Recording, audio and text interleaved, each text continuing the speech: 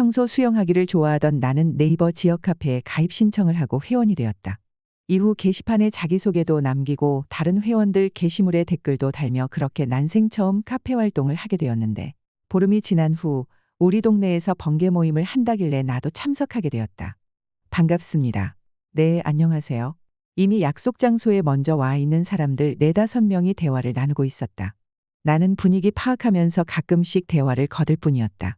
그렇게 몇몇과 인사를 주고받으면서 사람들 말도 들어주고 술잔을 주고받으며 조금 친해졌고, 번개를 주선한 사람이 여자였는데 카페에선 총무였고 성이 홍씨라서 다들 홍총무라고 불렀다. 나랑 동갑이길래 친구하기로 했다. 이후 홍총무랑 주말마다 카페 회원들과 수영장에서 만나 2에서 3시간 정도 강습도 하고 자유수영도 즐겼다. 그러던 어느 날 한 달에 한 번씩 하는 정기 모임을 한다고 날짜를 잡았는데 금요일 저녁 8시였다. 내가 사는 동네에서 1시간 거리였고 퇴근하고 가면 얼추 맞을 것 같아서 참석 가능하다고 전했다. 나는 20분 정도 일찍 도착을 하였는데 도착하니 남자 1명에 여자 3명이 앉아 있었고 나를 반겨주었다. 카페지기는 여자였는데 다들 회장이라 불렀다. 아, 어서 와요. 인천물개님이시구나. 내 닉네임이었다. 네, 안녕하세요. 앞으로 잘 부탁드립니다. 네, 반가워요. 카페에 올린 사진은 조폭 같아 보였는데 실제로 보니 헐 훈남이시네요. 네? 초면에 조폭이라뇨. 말이 너무 심하시네. 하하. 아니, 사진을 너무 무표정으로 찍어서 인상이 험악해 보이잖아요. 다음번엔 웃고 있는 사진으로 올려주세요. 그래도 그 사진이 제일 잘 나온 사진인데. 물개님은 실물이 훨씬 나은 것 같아 한 말이에요 하며 웃고 넘겼다. 회장은 40 중후반 정도로 보였고 얼굴은 그다지 이쁘단 생각은 안 했지만 세련된 느낌이 있고 말 하나하나가 재미있었고 상황 적절하게 농담도 꺼내는 등 여튼 재미있는 분이었다. 여기에 앉아요. 회장이 내게 미안했던지 자기 옆자리에 와서 앉으란다. 자리는 여성이 더 많았고 분위기는 회장부터 여자였고 50대 왕언니도 있었으니 여성들이 주도에 이끌어갔다. 술이 몇 잔 돌고 이런저런 얘기며 앞으로 카페 활성화를 위해 어떻게 해야겠냐는 말이 오가고 있는데 약 20여 명이 참석하였고 더 이상 추가로 오는 인원들은 없었다. 술이 들어가고 분위기가 무르익었고 어느새 호칭은 회장님에서 누나로 바뀌어 있었다. 난 옆에 앉은 그녀와 대화를 많이 했다. 물개야, 고기 좀 구워봐. 누나, 저 고기 잘 못 구워요. 그럼 내가 너한테 고기 구워 바쳐야겠니? 나는 가위와 집게를 받아서 고기를 잘랐는데 내가 워낙 고기를 안 구워봐서 고기 상태가 엉망이 되었다. 그 누나가 참다 못해 다시 자기가 빼앗아서 고기를 직접 구웠다. 내가 고기를 직접 구워서 남자한테 주기는 처음이다. 예? 하하, 잘 먹을게요. 누나, 노릇노릇한 게 정말 맛있네요. 이 차는 갑자기 나이트로 가게 되었다. 난 좀 놀랐다. 수영 좋아한다고 해서 모인 사람들이 수영장에서 운동으로 만난 것도 아니고 술도 이리 많이 먹고 거기에 나이트까지 가자니. 하지만 나한테는 기회 아닌가. 난 1차 때부터 내 옆자리에 있던 회장을 따라 2차에서도 계속 따라다녔다. 그날 우린 3차로 라이브바까지 갔다. 난생 처음 라이브바에서 놀아봤는데 나름 노래엔 자신 있어서 노래 몇 곡 불렀더니 반응이 좋았다. 그날 이후 나는 회장 누나와 개인적인 톡을 주고받았다. 그 당시에는 몰랐지만 그녀는 돌싱이었던 상태에 사랑하던 사람하고도 헤어진 상태라 외로웠었나 보다. 계속해서 겐톡으로 대화를 걸어왔다. 그리고 8월 중순 카페에서 속초로 여행을 가기로 했습니다.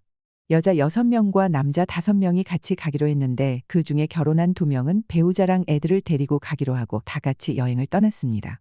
그리고 첫째 날은 수영도 하고 낚시도 하고 이것저것 바람 쐬고 경치 구경하면서 재밌게 놀았습니다. 둘째 날은 각자 개인적인 시간을 가지고 저녁에 다 같이 모여서 새벽까지 술 먹다가 잠들었습니다. 그리고 문제의 3번째 날, 낮에 해수욕장에 가서 텐트 치고 돗자리 깔고 파라솔 밑에서 시원한 맥주와 함께 분위기를 맘껏 누비는데 왼쪽을 돌아본 순간 화들짝 놀라고 말았죠. 회장 누나와 카페 여자 회원 6명이 깔맞춤을 했는지 하나같이 비키니를 입고 나온 겁니다. 그 모습 보고 진짜 눈알이 튀어나올 뻔했다니깐요. 역시 관리의 중요성을 다시금 깨닫게 되더군요. 그날 이후 회장 누나에게 호감을 가지고 썸을 타긴 했지만 별 진전은 없는 상태였다. 속초 여행이 있은 후 9개월쯤 지난 날 평소처럼 톡도 하며 지내고 있던 중 전화가 와서 전화통화를 했는데 회장 누나가 혼자 집에 있는데 무섭단다. 술을 마신 것 같았다. 원래도 술을 좋아하고 많이 마시는 것 같았는데 약간 알코올 중독 증세도 보이는 여자였다. 사실은 그래서 공략이 늦어진 것도 있다. 대화하면서 좀 이상한 것 같아서 이래도 되나? 이런 생각 때문에.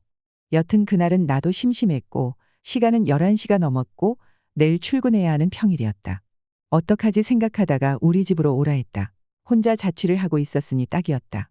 근데 그녀가 내일 출근도 해야 하고 술이 너무 취해서 못 오겠다는 거다. 대신 주말에 시간 되면 친오빠가 전북 고창에서 농장을 하는데 한창 오디 수확식이라며 거기에 놀러를 가자는 거다. 그날 밤은 좀 아쉽긴 했지만 주말을 기대하며 평소 담금주 취미가 있어 오디주를 담아볼 겸 좋다고 약속을 했다.